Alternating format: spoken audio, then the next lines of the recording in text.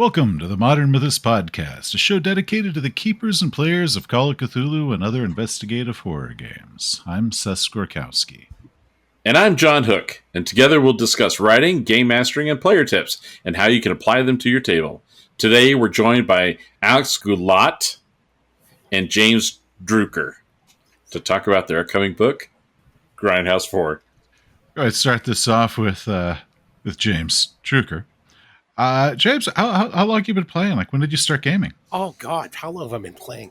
Since like I probably played a little bit in elementary, and I'm 40 years old, so 46, and just as long as I can remember, I've been playing.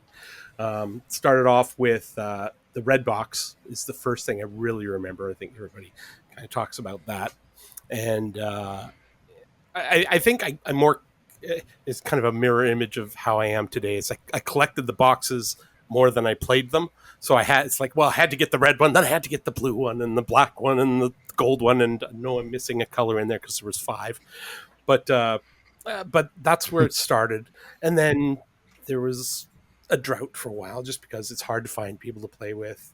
And at that point, I was just a player. I wasn't running games or anything. I had no ambitions to do that. But then in high school, I met some friends who were playing regularly, and I started playing second edition with them, and did some Dark Sun and Ravenloft and stuff like that. And then after high school, things dried up again, and that's when I found another group when they had started like 3.0, and that's when I started hooking up with them.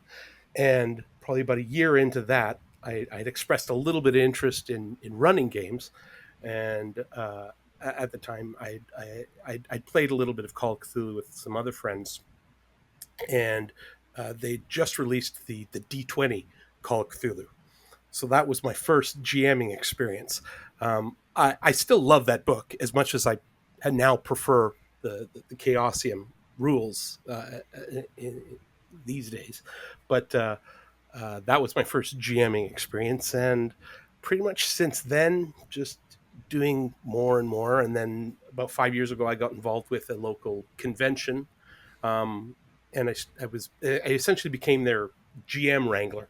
And at that point, everything shifted because I started to get to know some people and meet people in the industry, and now I used to be the D20 guy. That's like, why do I need to buy anything else? And now I've got like way too many systems and games and stuff in my collection. And then I started writing, and now here we are. I mean, that's very condensed, obviously, but yeah, that's awesome. All too familiar. Well, I figure it's not like it's original or anything, but yeah. No, that's my story. It's the path of how you get here. Yep. So you played like just like a little bit of like D20 Call of Cthulhu and all that. Like what kind of what pulled you into like Call of Cthulhu? Well, I've always been into horror, and again, this is going to come full circle. But movies is my main inspiration for how I GM, how I write my scenarios. So it was kind of like fitting that I ended up working with Alex when I did. I'm a kid of the 80s, so you stay up late on the weekends, and it's like the late night shows were all horror movies, and that's what I was watching. That's what I was weaned on. So watching all those wonderful 80s horror films,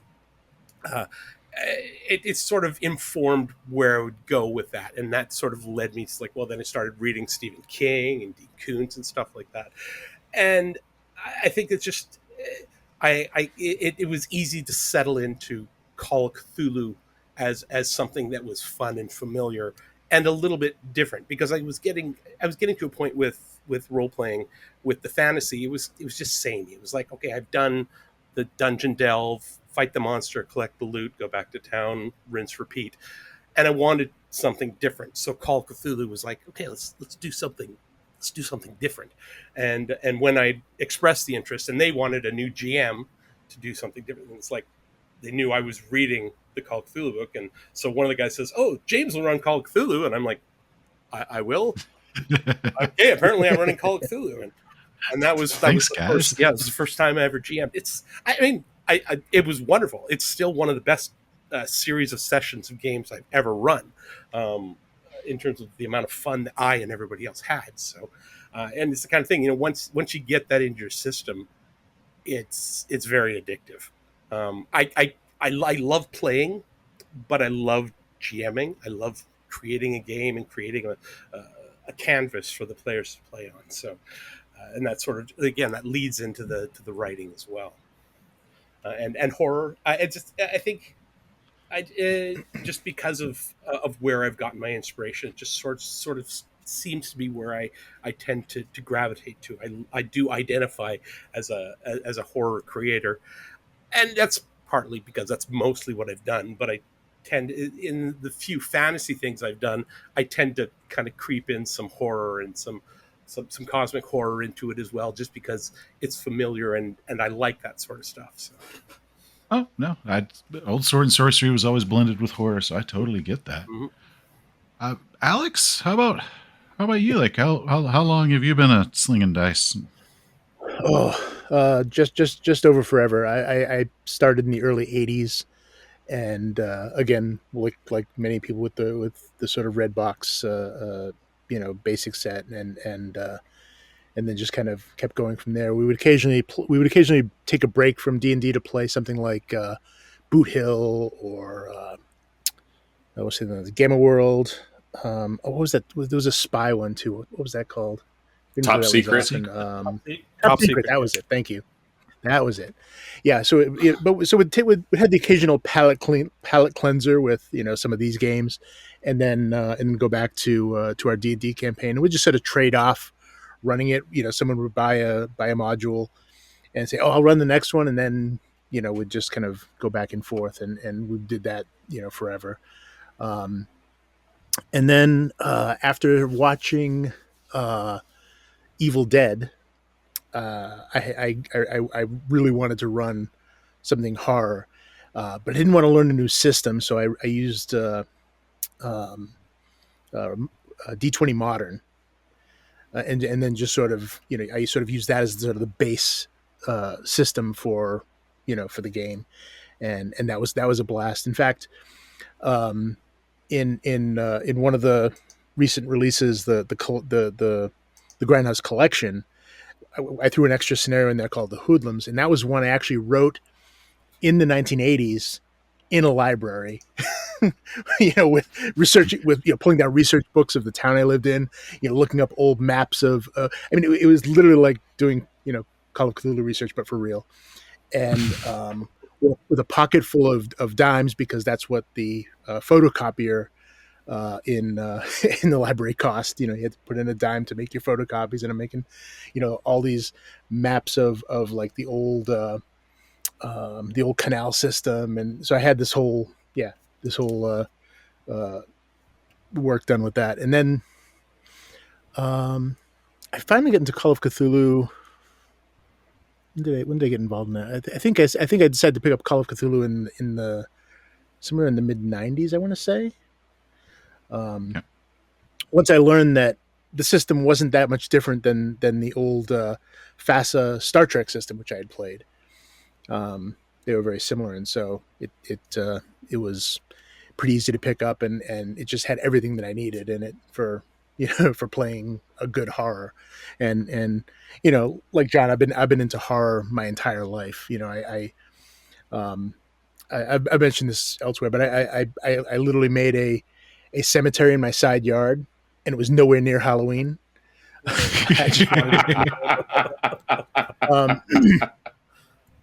And I mean, I grew up watching like Kolchak the Night Stalker. Even when I was too young to even realize it, my mother was watching Dark Shadows, which was that vampire soap opera thing. And I remember one of the first movies I can remember seeing at a drive-in was Race with the Devil, which is one of my absolute favorite Grindhouse movies, and is a big inspiration for a lot of the stuff that I've done. But Yeah, and nowadays I do it mostly through online because of where I live. I live way up in northern Maine, so there's not too many people up here that play role playing games. So fortunately, the internet has given me the opportunity to do online gaming, which has really helped. Yeah, online gaming is a real benefit, I think, for the hobby. So it's been awesome.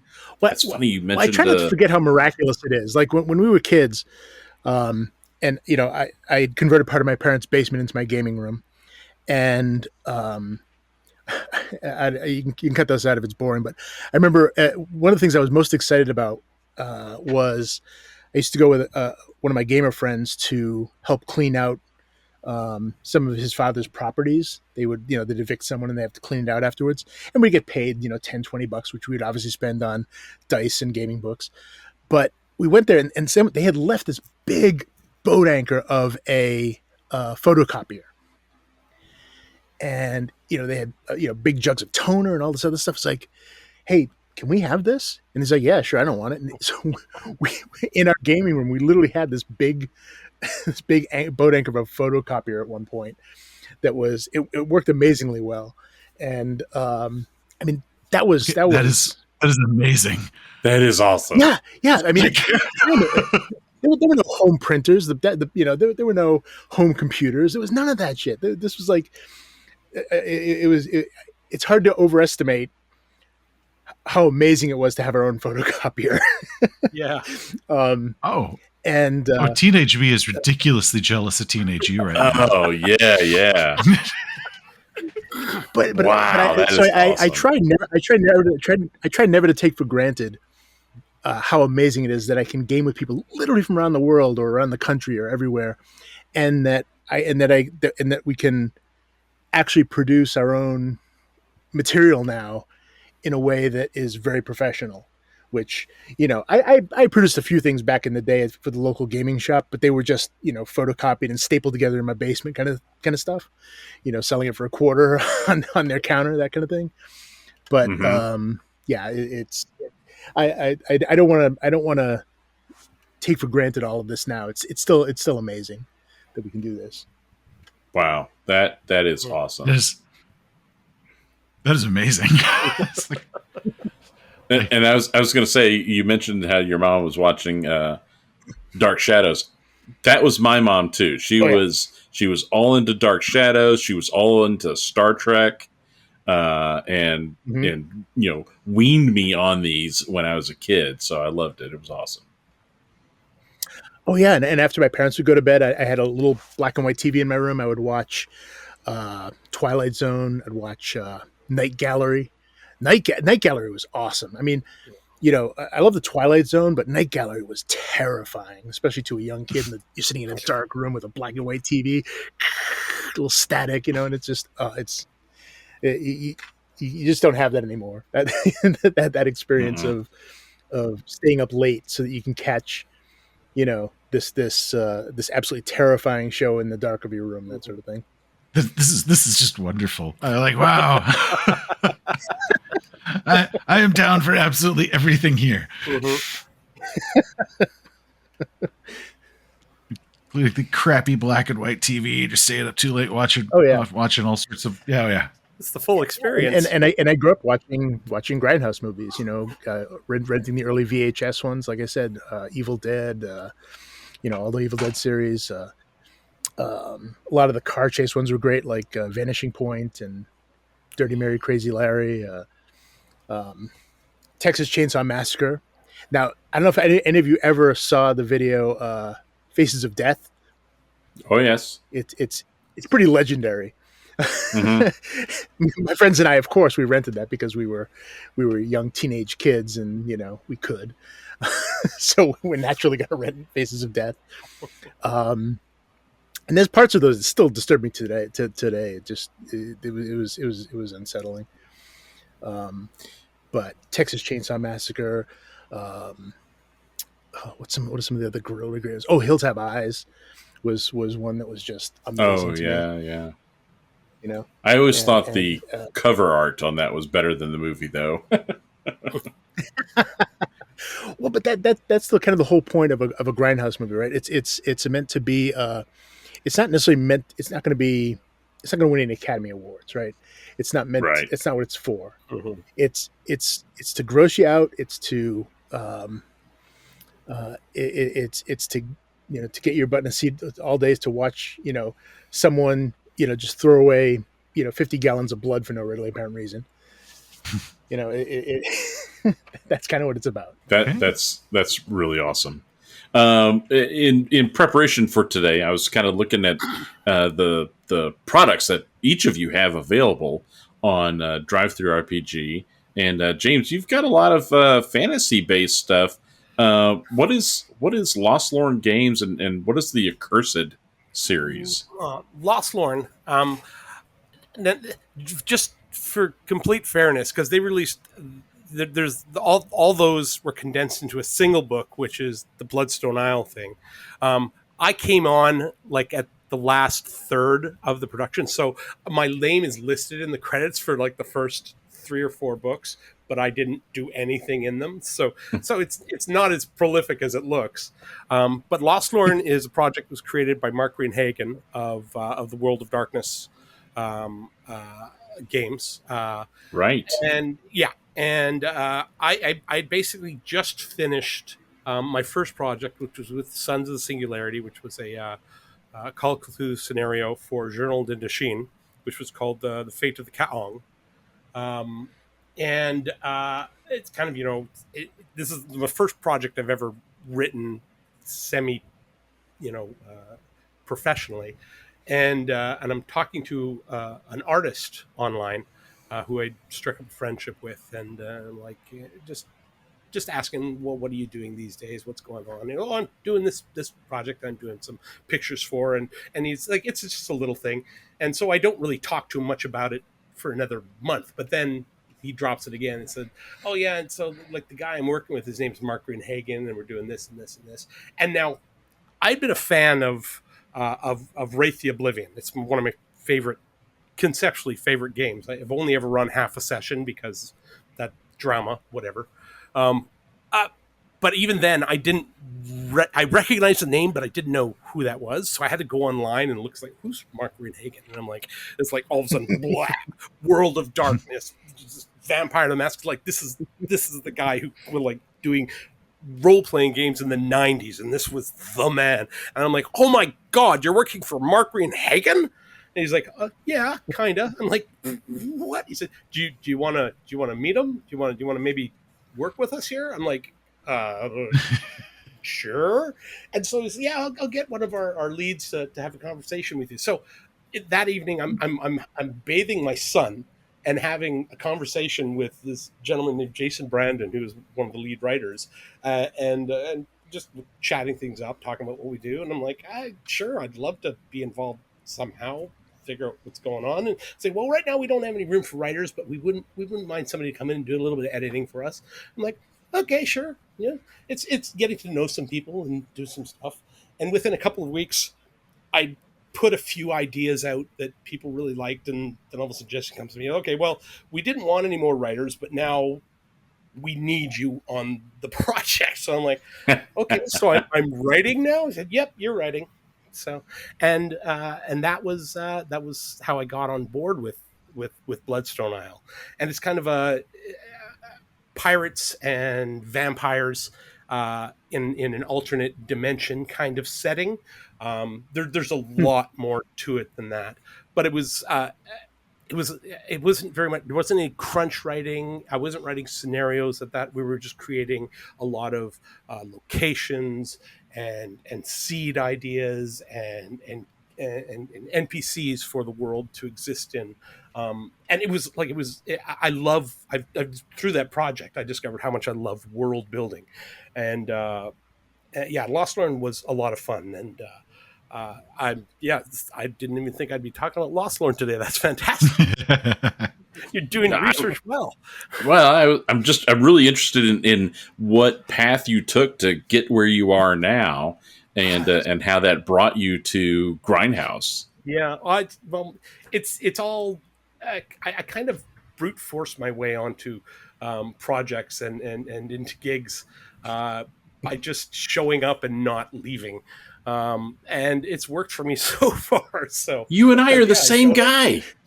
Yeah, whatever works. No, I mean when I first started with the Sons of the Singularity, a friend of theirs was a friend of mine who I actually played Call of Cthulhu with back in the 90s, and he was coming to the convention I had just started to run, and he was going to be promoting a board game, and he's saying, "Oh, I also have these friends who are making this game called the Sassoon Files." You may have heard of it. It got banned in China and something like that. I'm like, oh yeah, I seem to remember something about that. Yeah, they wouldn't mind if we brought some books and sold them for them. I'm like, yeah, sure. Like I was just looking for more content for her because it's a teeny little con. So, and so I started talking to them and I said, oh yeah, no, I've read a bit of the Sassoon Files. So this is really cool. What are you guys doing now? And so we're starting this new one, but it's in Vietnam and French Indochina. And I'm like, oh, do you need any writers? And he's like, sure, what the hell? Send us some proposals. So I spent it probably about a month writing up, no, probably even longer than that, writing up proposals. And I took probably 95% of the time writing up one proposal. And it was like this 10-page, just like all these, and I'm like, really, and I've changed that. I don't write anything that elaborate anymore as a proposal. Then I wrote like a page and a half one. And then the day before I had to submit them, I wrote this half-page idea and sent that too. Well, guess which one they wanted? The half page. Half page. Well, when trying to pitch your novel, like the best advice I ever got was the look at a back of an old VHS tape. Mm-hmm. And it's that whole, because like you got so many ideas and you want to get them all out, then you look at the back of one of those crappy VHS movies that had the beautiful cover and it's got like 4 sentences, and you want nothing more in the world than to rent that for 49 cents and be disappointed. And like, those are the best pitches. Brevity, man, brevity. Well, okay, I was usually disappointed. It was like, oh, this is gonna be awesome, and it's just crap. Oh, it never lives up to it. No, but I mean, but when you're trying to, again, it's like, like give James's tip for people starting to write. If you're pitching something, keep it brief. I mean, I don't know why I spent so much effort writing that first pitch, and really in the long run, the third one was the right one to choose. And I love the Fate of Kaong. It's a banger. It's fun, and as spoken to Alex about it before, it definitely kind of leans into that kind of Grindhouse aesthetic, because that's very much my own personal style of I like action forward kind of stuff, and because my style comes from a very cinematic place, I think it reflects in how I write my scenarios as well. So I mean, the Fate of Kaong it's like one part. There's very much some Jaws inspiration in it, and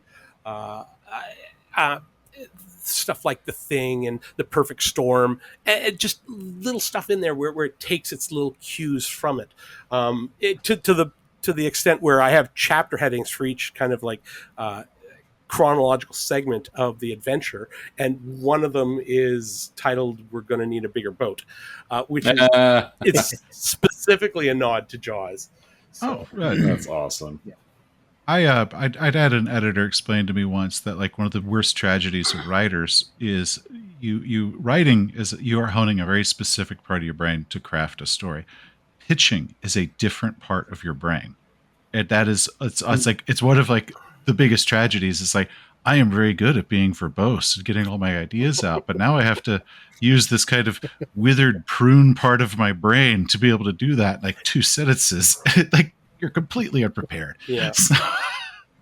Well, working on Lost Lore helped me do that a lot, because they were it's like you have 200 words and that's it. And then when we're done the 200 words, is it, can you shave off 20 of them? So I got to learn how to be to say a lot with a little. Yeah, get it down to a tweet. Yeah. Mm-hmm. That's funny. I have yet to master brevity.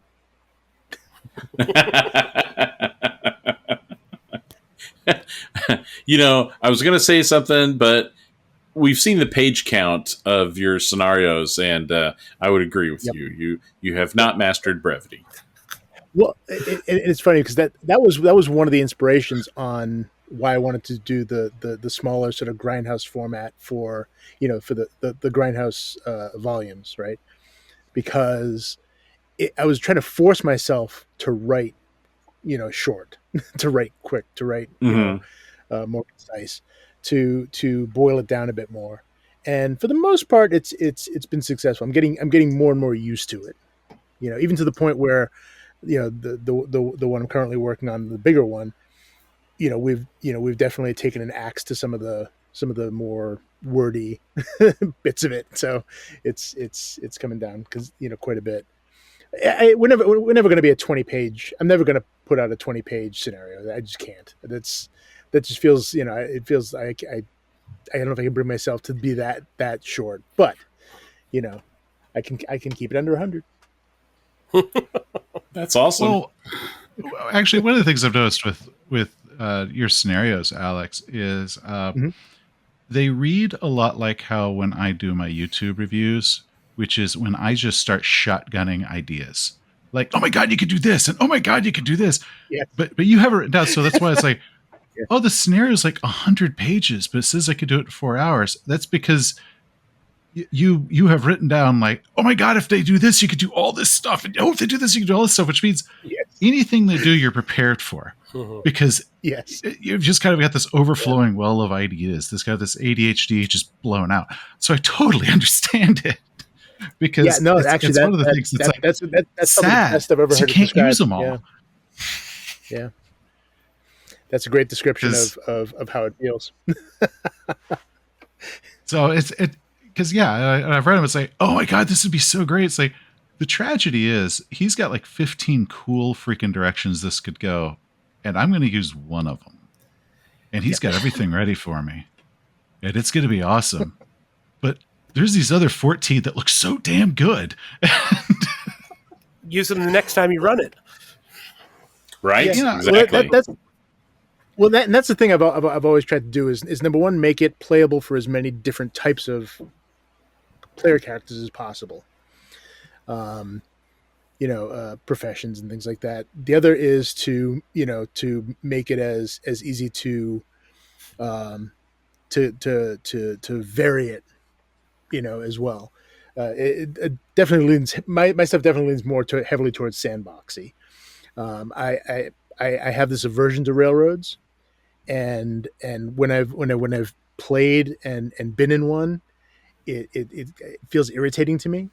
Like, why can't I do that? Why won't you let me? And it just yeah. So I probably lean too heavily into sandbox, but that's why I try to collaborate a bit with other people. To try and sort of balance that out a bit and have them, between the two of us, we get potentially get something better than we could either of us get on our own. Okay, you sandbox them up more, and they kind of narrow you down. Yeah, absolutely. And I've had better collaborations a lot of times with people I've disagreed with strongly, or we've had very different views on it, because we if you just agree with the person 100%, then you're just going to do what you're going to do anyway. But if you differ, then maybe you're going to look for something that neither of you might have seen otherwise, as you're trying to compromise and meet somewhere in the middle. Would 100% agree that is the best way of doing like writing workshops or any sort of thing like that, where it's creative, is if you are coming from different angles. What's left over after you get done hacking each other's ideas to hell is going to be probably the best. Because you didn't agree on much, but you did agree on this. Mm-hmm. Well, I know when I started this, like, my style is a lot more linear, and sort of leaning into the cinematic than Alex was, and I had to shift how I was writing, because I saw he had a very distinct style of how his stuff is presented, and like I said, in a very sandboxy kind of fashion. And I'd come up with my story ideas already pre-prepared, so I was like, "This is what I'm writing," and so my biggest kind of boondoggle was to try and work that into that style. And it was difficult at first, and it took me a long time to figure it out. And it's not that it's bad; it's just different than what I'm used to. And I kind of love what it becomes. And now that I'm sort of familiar with how it's done, the next thing that I'm going to write for him is it fits in with that style kind of perfectly. But still, I still get to maintain some of the linear aspects of how I like to create. So, yeah, and like working with Alex was like he's very generous as a co-creator. Quite frankly, he's always listening to the ideas that I had, and I don't. He never said no, which can be a good and a bad thing, I suppose.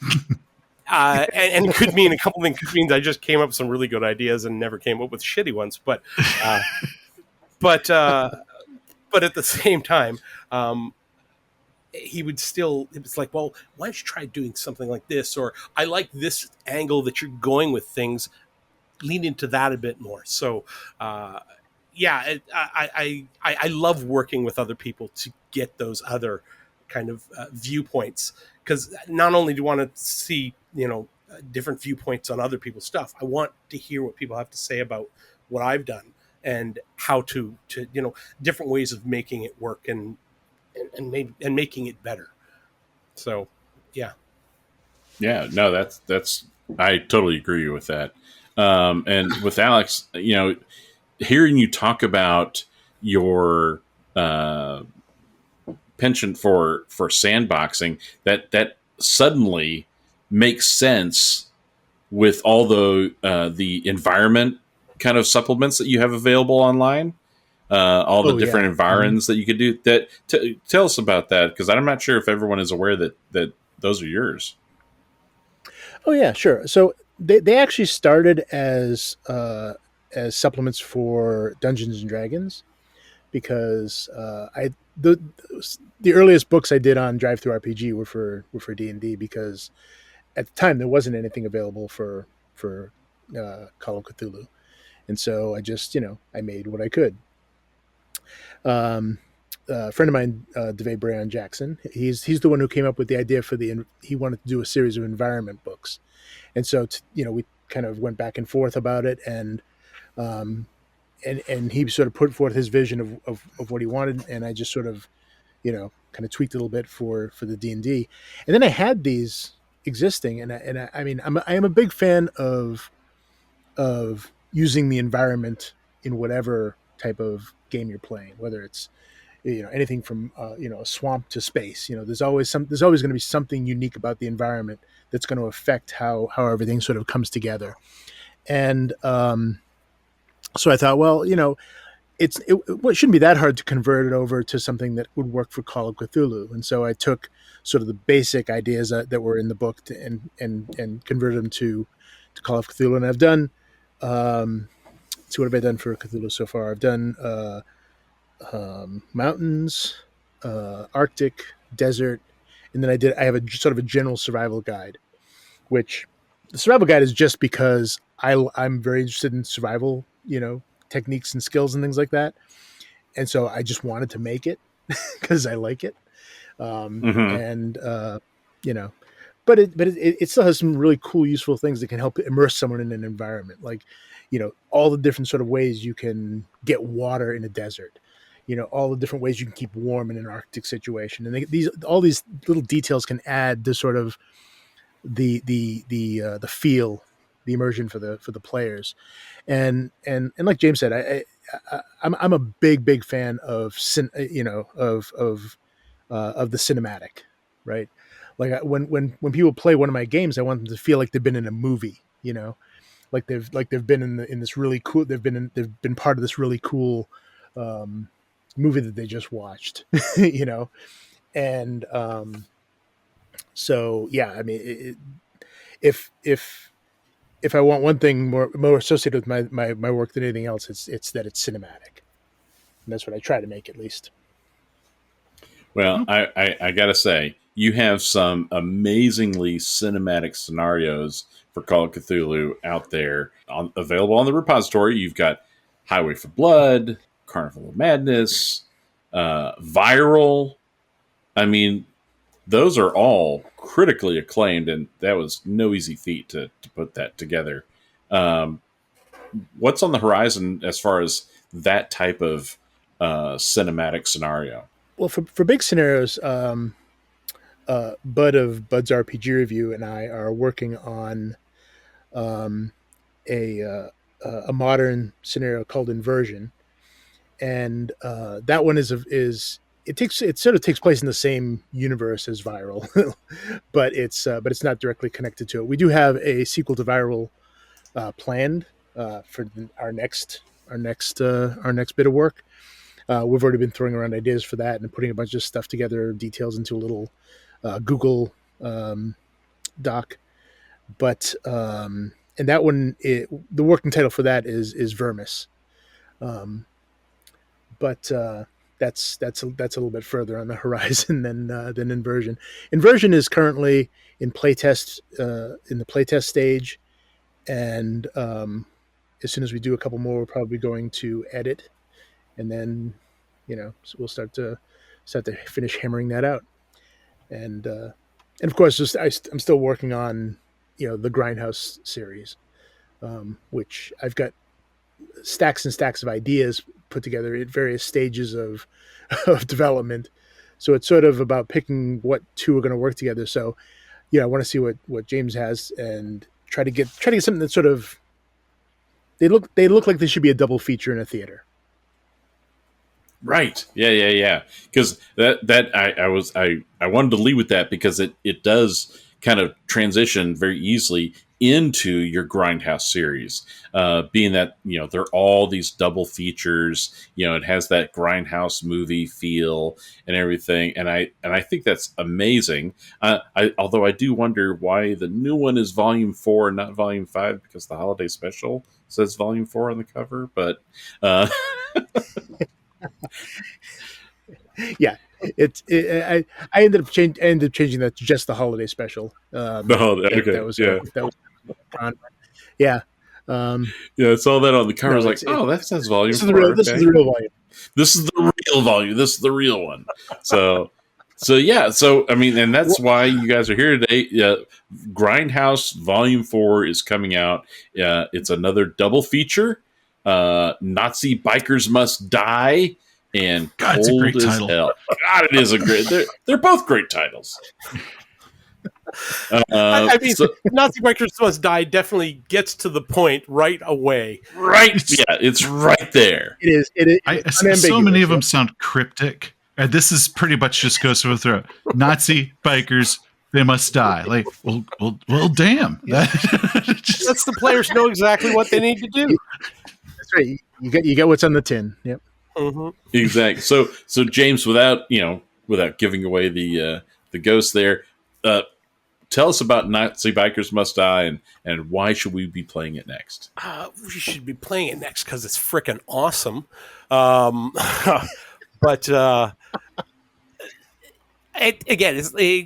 when I spoke to Alex initially, I sort of muscled my way and say, hey, if you need anybody to write some Grindhouse stuff, I'd love to. And then didn't hear from him for a couple of weeks. And then he said, send me some proposals. And so I wrote up, again, 3 proposals. Again, these were much smaller than before. I wrote up, the first one was actually the Nazi bikers one. It was like, it's like I asked him, and I've said this story before, and I hope I'm not speaking over myself, but I asked him, well, have you done anything with bikers yet? And he's like, well, no, not really. And I'm like, well, have you done anything with Nazis yet? And he's like, well, no, not really. And I'm like, okay, we've got something then. And he really liked the idea. It's like bad guys versus worse guys, because you're bikers. You're playing as bikers against cultist Nazi bikers. So there's a level of notoriousness that you have already, which is kind of fun, which gives you an added kind of level of freedom as a player character, I think. That was the first proposal, and that's the one he accepted ultimately. But I can't remember what the third one is. Oh, the third one was kind of a riff on just a diner where people were turned into cattle and whatnot. And then I had an idea for one where you would play as Elvis and his entourage fighting against some sort of mythos threat. I still think that's pretty cool. So You have my undivided attention. yes, I think I told that to one person that said, "Oh, have you seen Bubba Hotep?" I said, "Yes, I have." Yeah. So I think that could be fun, but that's if it happens someday, it happens. We'll see. I think I tentatively called it "Hunka Hunka Burnin' Bayakis" or something like that. So, Oh, keys, yeah, keys. I just, Yeah. darn. Yeah, they're yeah. no go. But in writing it, again, just going back to the movies and what kind of stuff do I want these people to do? I like the world building, so I started creating these different like characters that aren't necessarily super interacting. There's this one called Rackham who owns an outfit in Las Vegas that they sort of work for from time to time, who basically sets them upon this, and it's something that Alex really liked, and he's already been starting to look into to world building his whole kind of Grindhouse universe, and he's like, "Can I use that?" And I'm like, "Yeah, sure, go ahead." And so it starts with that building, having this world that the characters need to exist in, and then figuring out what I want to do with that. And also what I wanted to do, and something that Alex asked for, was he was keen on like original monsters as opposed to just using stuff out of the book, which I totally get. And this was an interesting experiment for me, because before, when I've done up monsters, because I created a semi-original monster for the Fate of Kaong, and I was trying to create a creature that was going to scare the player characters. And when I was writing Nazi Bikers Must Die, I wanted to create a monster that would scare the player characters and the players, which I think is two very different things. Oh yeah. And so I created this concept of the Zaracen, which is this. If you've read it, you understand. It's just it kind of bursts out of the body almost, and don't spoil it. It's I know. wonderful. I love it. I think it's a great creation, and it's again visceral. But again, when you're creating a Grindhouse horror, you want something that's going to have the blood and it's going to be over the top. And it should have 10 times more blood than the human body could possibly hold, and you should be able to picture it made out of latex and the cheapest material. Oh, totally. And again, like over the top, because I mean, without saying too much, I mean, this monster has a quote unquote weapon. And if you've read it, Seth, then you know what his weapon is. And it's like, ooh, I loved creating that, and monster creation isn't something I'd really focused on before, and it's kind of something that I want to try and do some more, because it is very fulfilling. So, I mean, it's at some point players get to the point where they they almost have like a bingo card of mythos threats, right? It's like, and who are we up against today? It looks like it's Nyarlathotep wins, and or it's Yog-Sothoth, or it's whatever.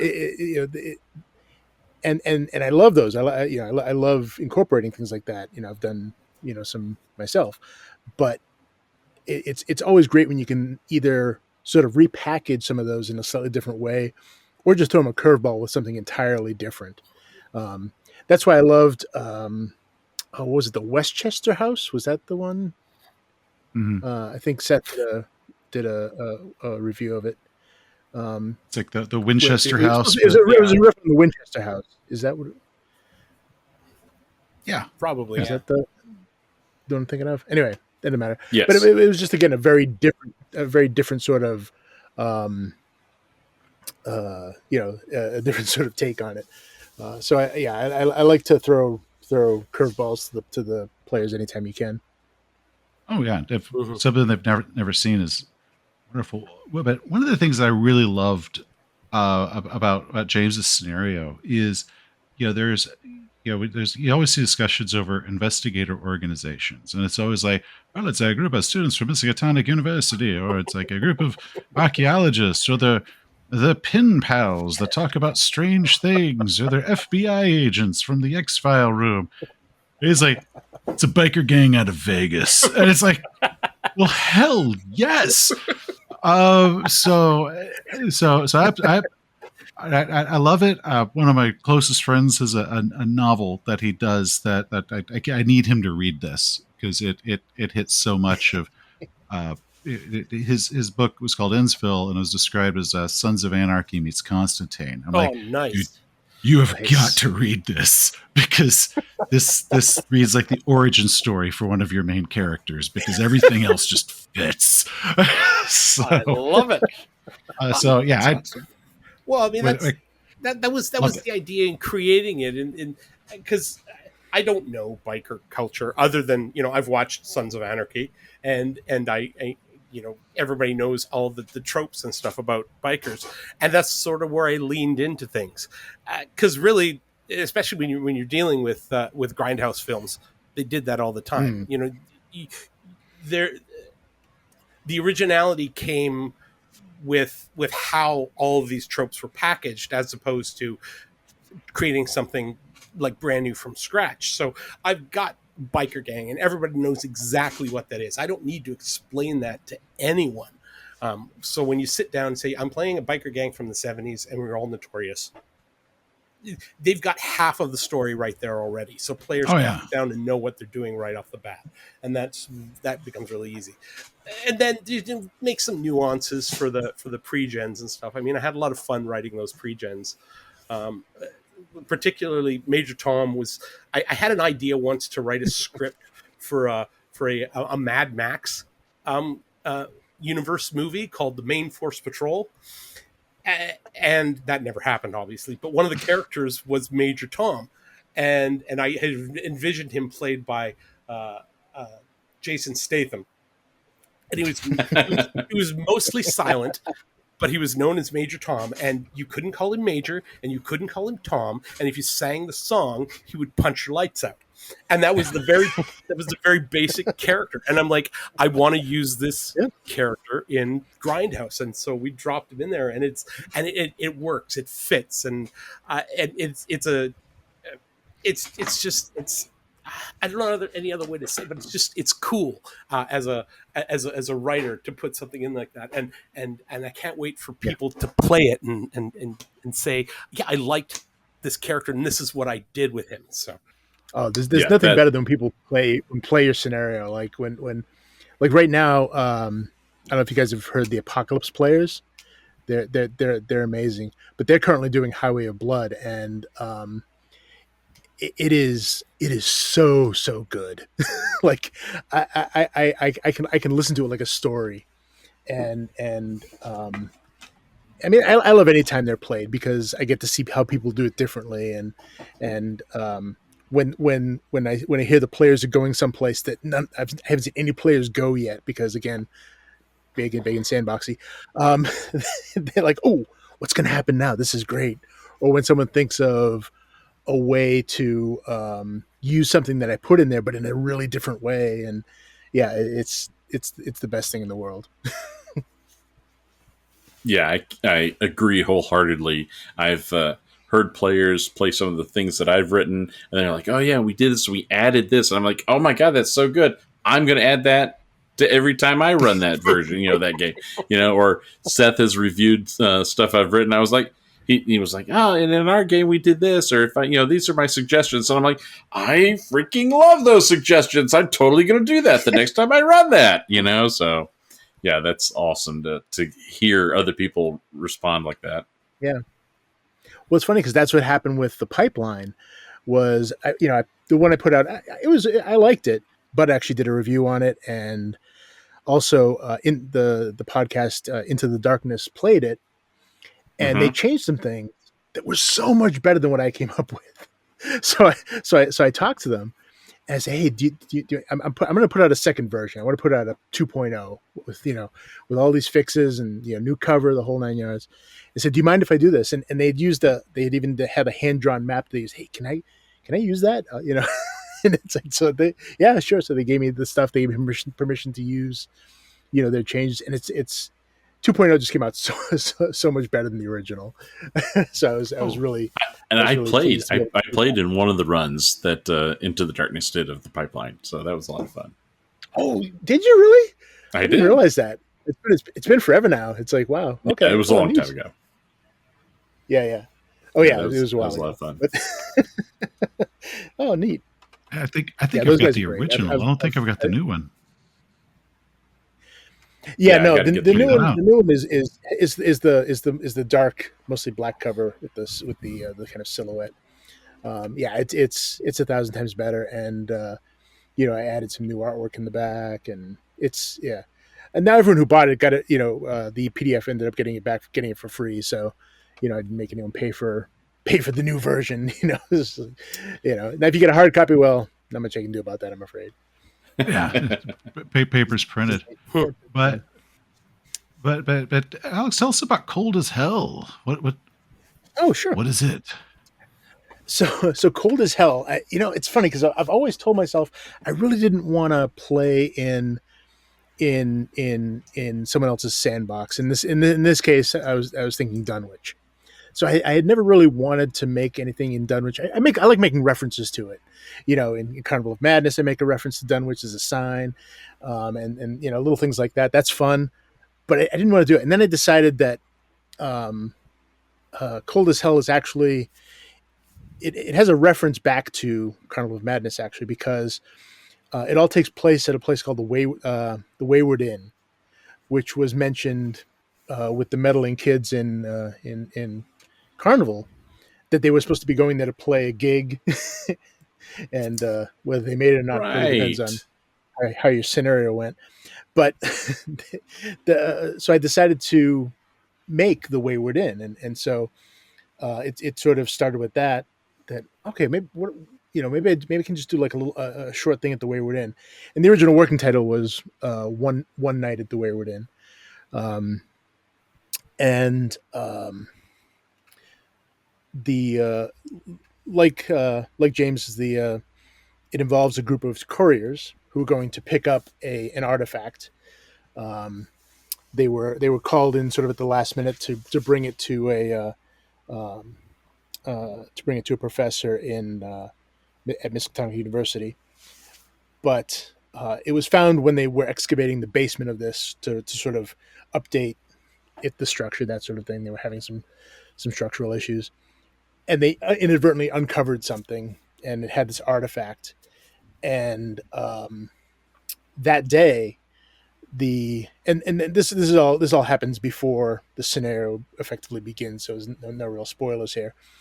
The guy who had done the excavating shows up, and he threatens this antique dealer to give him the artifact, and he threatens his life, and only just barely sort of managed to lose the guy. Now this guy they've known forever. He's a member in town. He's a upstanding citizen. And he's just changed suddenly, and he wants the artifact more than anything. And he was almost, the guy figures he would have killed him if there hadn't been other customers there. And so he made an arrangement with this courier group to get this out of town as quickly as possible. He doesn't want anything to do with it anymore. And that's sort of when it starts. He meets them. This antique dealer meets the couriers at the Wayward Inn, and other people want it, let's say. One of the things that I did really like is you've got the standing stones of Dunwich that have been incorporated into a building, and I like I like those types of nods to the originals, but also this town has evolved. Kind of with Call of Cthulhu players, we kind of see places like Arkham and Dunwich and Innsmouth as being kind of frozen in time for whatever the original stories were, and then whatever scenarios have been set there, because a lot of scenarios have been set in all those locations. But to see 1970s Dunwich of what it has become, from those days, and just kind of seeing like, well, this is towns grow, towns evolve. This is what it looks like now, but it's still at its core and in the foundations of the buildings, it's the same Dunwich it always Yeah. was. And I love that aspect of it's still a living world. So I like the fact that you've gone all over the world with your stairs, but then when you go back, it's not the same Dunwich. It's Right. this evolution, and I love that. Well, I love that you've even included a map of what you propose, circa 1974 Dunwich and what it looks like. And I'm like, that seems super realistic. Like, it seems like a really well thought out and laid out town. Honestly, I've been there. I mean, I literally grew up in New England in the 70s, and I grew up in Massachusetts, and I've been to those towns that were Dunwich in all but name. And honestly, I didn't really have for me. See, I was able to easily sort of imagine 70s Dunwich, partly for that reason, but also because one of my favorite movies that I rented on VHS was the Dunwich Horror. And did you guys see the 70s version of this with what's his yes, name? yeah, Yeah, I mean it's it Al definitely from diverges Quantum wildly Leap, from yes, that's him. Dean I'm Stockwell. stuck, Al. Dean Stockwell. Thank you. Stockwell. Dean Stockwell, Between the that's him, four of thank us. You're But invoking yeah, no, Quantum I Leap. mean, It's one of my I- favorite shows of all time. So but it was literally set in the 70s, right? So it already had some of the sort of features there. But I did little things like add in a 7-Eleven, because of course every little a little town way out in the middle of Western Massachusetts is going to have a 7-Eleven. There's an old grocery store that's not one of the chains yet, and just that also you have a gas station that probably rents videos and things like that. So Oh yeah, I just all the little stuff that any town in America would have. They're going to have that. Yep. In evolved Dunwich. So I loved looking at that map. I kind of seeing the it's not static. This is what it would do. This is what would happen. They're going to add stoplights. They're going to pave their roads, etc. Someone's going to tear down a farm and build a bunch of houses. Whately Estates. Oh yeah, That's right. people are dying to live there. Oh. Ed, Can't go wrong with a pun. You've named a ton of old Grindhouse films. Some are like real famous, Texas Chainsaw Massacre, of course. And, what was it? Hills Have Eyes and whatnot, real famous ones. But as far as which ones would you consider, like, of your knowledge of those, would be like a Call of Cthulhu Grindhouse film? If you were going to, if or like a keeper who's wanting to pitch this to their players, it's like, I want to do a Grindhouse scenario, it would be like what? I mean, honestly, Evil Dead is pretty close, right? Yeah, okay, yeah. I set the bar too low there. Damn it. And obviously, the 70s Dunwich Horror is out, because that's too on the nose. I'm trying to think. A Race with the Devil is actually a really good one. It's not, it hasn't been seen as quite as often, but basically, to those who don't know the basic plot,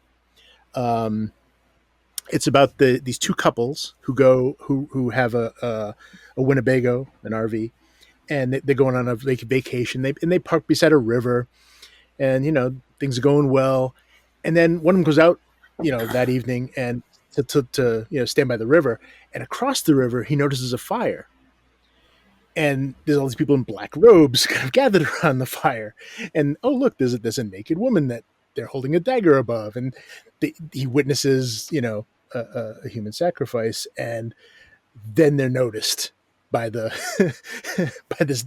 by these devil worshippers on the other side, and the rest is all just them trying to basically get away, because they obviously take off in the Winnebago, like, no, we're not staying. And then there are creepy things happening, like they find a rattlesnake just for some reason suddenly in their cabinet, that sort of thing. It's No. that's definitely Cthulhu.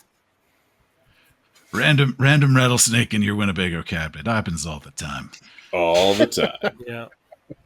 You could say that the Yeah, Wicker Man is one of those, because it's very cultish in terms of it's not necessarily Cthulhu or mythos, but it's about a cult. So I mean, it's again, I think unfortunately the ability to choose mythos and like Lovecraftian specific horror over the years is horrifyingly thin. Unfortunately, it's getting better, just because it's had time to season, I guess. But there's a lot of stuff isn't that called on the outskirts. Sorry, isn't that style called folk was it folk horror? Folk horror, like Yeah. I feel like a lot of the stuff coming out of the A24 studios and Bloomhouse studios, that they're all kind of hitting in that. More A24. Bloomhouse is, I think, probably more of like a modern Grindhouse, really. Yeah. Yeah. Oh, for sure. But yeah, because I remember when Midsummer came out, a lot of people are like, "Oh, they're just doing a Wicker Man." It's like, no, this is a genre. It finally has a second well-known film. Yeah. Oh, I love Midsummer so much. Man, that is such a good movie. It's funny because I live in a town called New Sweden, and they actually have a Midsummer festival every year. Dressed like that. With Time for the Midnight Sun. Yeah.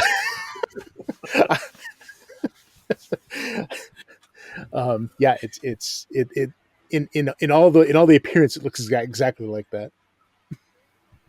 Oh man. And then kind of one last thing, which I want to touch on, is that I've actually really loved about the scenarios that you've been putting out, is they're Call of Cthulhu stories, but they are definitely for adult audiences. And it's fearlessly adult, but at the same time very respectful in being adult, which is actually a very, very difficult balance to put off, because I've seen ones, I think, where people were trying to be just edgy for edgy's sake, and yours are fearless, but at the same time very very honest, and very like, okay GMs, this is how you do it without like yourself being the monster to your players and whatnot, and Right. how to be respectful of them. And I absolutely love that, because there still is a belief, I feel, in a lot of the tabletop community that there is a PG is about what the average should be, PG-13 if you're edgy, and we shouldn't touch that hard R, let alone that 1970s drive-through movie theater level R, and you just charge and pull it off, because I've seen others that charged and they didn't pull it off. Yeah, well, you have to look for the right lines. Like there are things that you want to keep in it, and I mean it's like kind of like playing in the 1920s, right? There was horrible sexism and racism, without a doubt, in the 1920s. And Yeah. do you want to have, how much of that do you really want to have in your game? Maybe it plays into it, maybe it doesn't. But yeah, I mean, there's definitely lines I wouldn't cross in a Grindhouse. Any kind of significant sexual assault, that sort of thing. Those are just boundaries that don't need to be done. And so I try to keep the spirit of Grindhouse without without going full exploitation, like many of them did. Or if we go full exploitation, the violence is directed at Nazis. So yeah, that makes it easy. Well, Yeah. but like the Nazis is a great kind of point that addresses this, because obviously if you're talking about Nazis, the idea of the Holocaust and everything sort of either it's adjacent to it, or you're going to deal with it. And in my scenario, it definitely gets talked about. There are characters that are or NPCs that are Jewish, that are like Nazi hunters, that are sort of involved with this. And the leader of the Nazi gang has ties back to World War II and the Third Reich. I did some actual some research, and there's some real people that these characters are somewhat based on, and it makes it easier when it's Nazis. As I told Alex when I first started, that Nazis were one of the easiest villains to use, because you can do anything you want to Nazis, and really nobody's going to put up a fight with it. And I wrote a small warning at the beginning of Nazi Bikers Must Die, addressing some of these points, but also saying that and also if you have issues with killing Nazis, then this probably isn't the scenario for you. And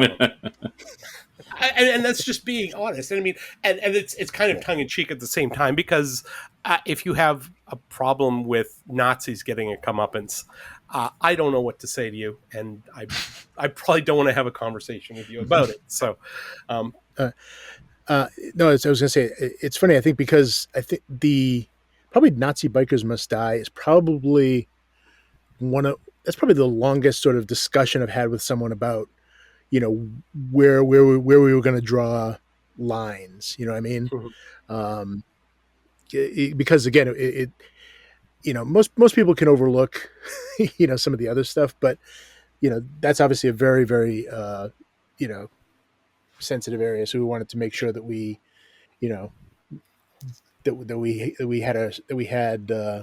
like you said, it was done respectfully. Yeah. As much as it needed to be. Yeah.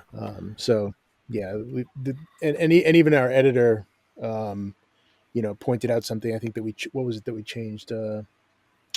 Originally I used a name of an organization of Nazi hunters that actually existed, and that was what I put in the scenario. And there was some concern that might not be a good idea. So I'm like, okay, well, let's create something original then that's in the same vein, but doesn't necessarily maybe trigger anyone or it doesn't carry the baggage, right? It doesn't carry the same baggage, not in the same way. And I had zero issue doing that change, because I understand the issue. I mean, that's why I wrote up the warning at the beginning, saying, I want people to know that I respect the history that is very real about some of this stuff, and the fact that I'm aware that I'm dropping that kind of reality inside of a Grindhouse, bloody horror entertainment package. So you do need to have a level of tiptoeing around it and being careful and being sensitive, but at the same time, coming back to the whole horror, it's horror. And wanting to try and maintain a PG, I don't know. It's like, if I'm creating horror, I don't necessarily think there needs to be too many, hard walls to go up against. And if you want to create something adult and something that's going to be violent and but still entertaining, you should be able to do that. But you obviously still need to be careful and be aware and be responsible about what you write. So. Hey. And if for nothing else, you've created a scenario now where people can live out their power fantasy of killing Nazis. So, Nazi bikers. It's what I bring to the world. That's right. Well done, sir. Thank you. Alex, James, it has been fantastic having you guys on the show. Thank you so much for coming out tonight. When is Grindhouse Volume 4 going to be available? It's available now. It's available now. Okay. Because we have copies, again, thank you guys for providing those copies for us. My view of drive through, I think, is colored. Where like I have it, so it's showing me that I have it, but I wasn't sure if everybody can get it. So that's awesome that's available and out there for everybody. And so before we go, James, is there anything that you want to plug? Any kind of websites or projects or people, or you can say nice things about me if you want. It's okay. I won't stop you. You can even mispronounce my last name. I think it bears mentioning. You both helped us out with a little bit of promotion for Grindhouse Volume 4. When we were talking about promoting Volume 4, I came up with an idea with Alex to create a hype video where we'd have various creators and personalities in the RPG space, quote unquote, watching a scary movie and screaming and reacting to it. And we got a bunch of people to record quick short videos with their phones or whatever, and we edited that all together, and you both appear in it. It's stupid to want to plug it, but I love it so much. It's awesome. It is awesome. Although I'm flummoxed on why, because I submitted two. I submitted a shitty one, and I submitted a pretty good one, and somehow they're both in there. I'm like, what? Well, I mean, it's a good story about that because you put yours in because you were like the first person to submit one. It was like you were like right on top of it. Oh, dude, I was so jealous. You asked, I was like, I'm gonna do this now. Yeah, it was, and it was fine. Your first one was fine. I think it was you saw because Brendan and Sal made one as well, and his was pretty baller too. And you watched that, and you're like, oh god, I got to do something better than that. So it was like you went back and did another one. But and yeah, I love Brennan. Brennan and I go back, oh my god. And it's when I saw his, I was like, oh my god. And I had to get my son, and he was filming me, and he, that red light, it came from his red lightsaber that he had cued to turn on with just a twist of his wrist. And he turned off all the sound effects so you wouldn't hear the lightsaber. It just blink turned on red. And it was like just barely out of camera range. It was like red on my face. Yeah. So. No, it was perfect. I mean, you can put a link to it in your show notes if you want. I mean, like I loved making it, and I loved everybody who got involved with it. And like Seth, you sent me 3 takes of yours, and it was like, this is exactly what I wanted. And a shout out, because we had some, we had Mike Mason did a clip for us, and my God, that man can scream. Holy crap. He did not hold back. He did not hold back. He was amazing. He was going for the Oscar. Yeah. he was reaching. So, but yeah, I'll plug that because I just want people to watch it because I think what everybody did was awesome, and they totally got it. Other than that, I'd love people to go check out Journal de Machine with the Sons of Singularity, also on Drive Through RPG. I'm in Volume 2, my scenario, but the whole package is fantastic. If have you've read some of the Sons stuff before, I hope. Mm-hmm. Yeah, great outfit. Other than that, again, I got stuff coming up. I got 3 ideas that I want to present to Alex for upcoming volumes of Grindhouse. I'm working on a regional thing for the Miskatonic repository that I can't really talk about yet, but soon. But yeah, it's when stuff happens, and right now I'm just sort of in the middle of everything. So, yeah, the next Grindhouse thing that I'm writing, I was actually writing the quick outline for Alex today. I just got to finish it up, hopefully tomorrow. Is going to be a horror comedy, is what we talked about it probably a month and a half ago as an idea of something to do, and sort of leaning into like gremlins and ghoulies and troll and stuff like that as inspirations for a horror comedy. And I've got some interesting ideas that I think will be a lot of fun, but still really horrific at the same time. So nice. Yeah. And I think we all know that as GMs, most of our games kind of descend into comedy anyway. So just leading into it. Yeah, this just gives you permission. Nice. No, doing stuff like Gremlins. That's yeah. You can do horror and that comedy at the same time. But yeah. I look forward to that one. I look forward to finishing it.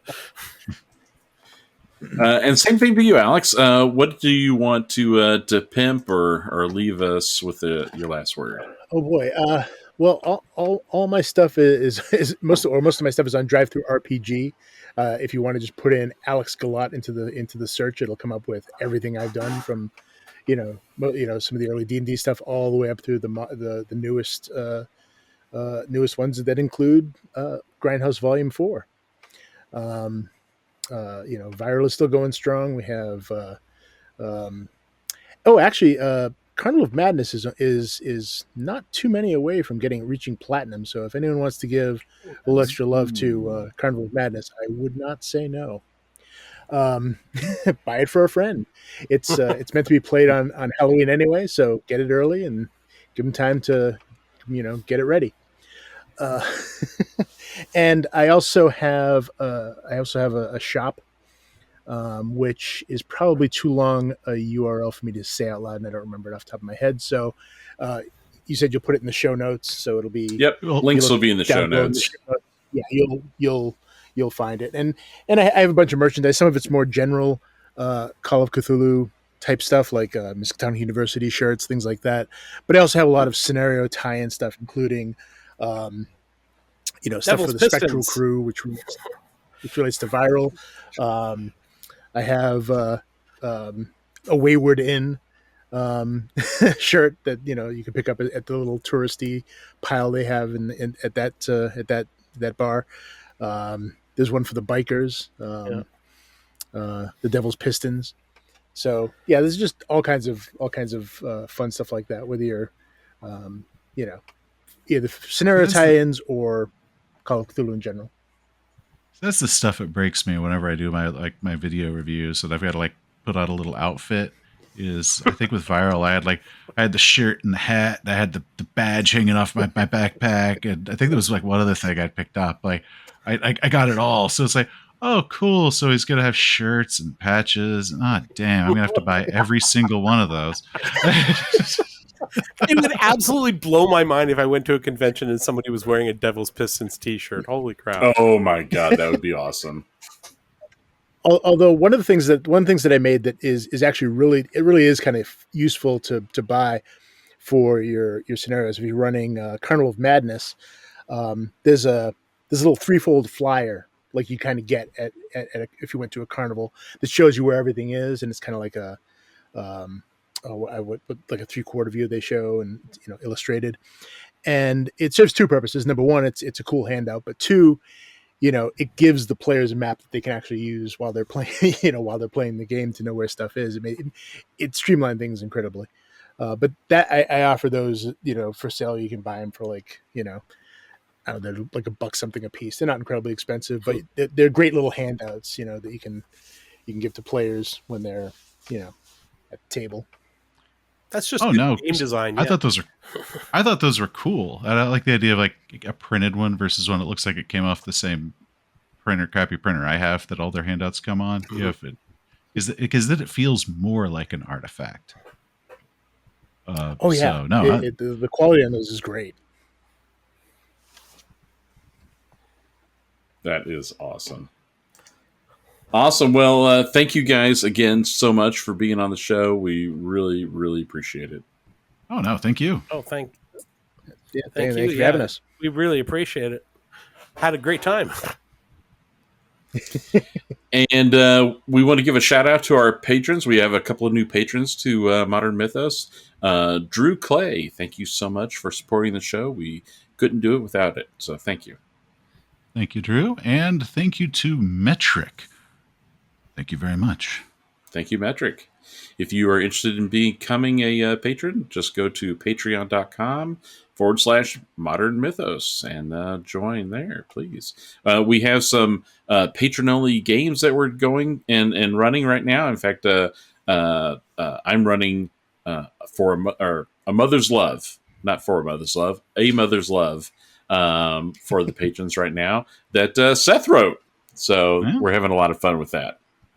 You've been messaging me and was like, Seth, you made a mistake here. You made a mistake here. It's only giving me a small complex. No mistakes. It was my misreading. No mistakes. And also, we should acknowledge that as of just the other day, Seth has won a second Ennie for his YouTube channel.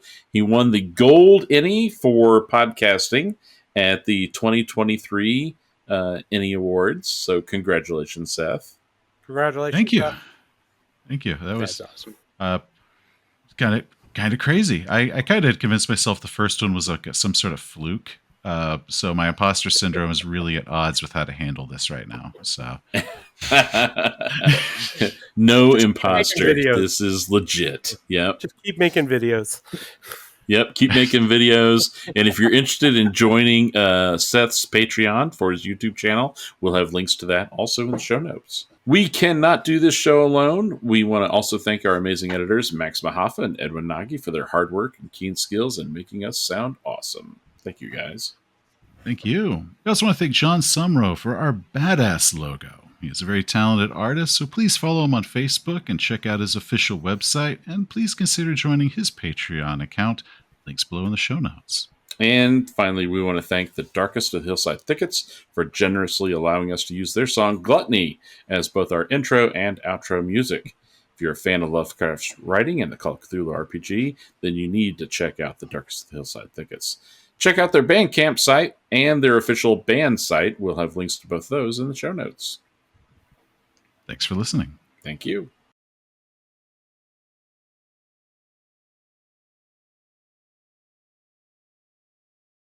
Today, we're joined by Alex Guillote and James Droucher to talk about their upcoming book, Grindhouse Volume 4. Are you doing that on purpose? Did I mess it up? Is it Droucher? Is it Droucher? Droucker.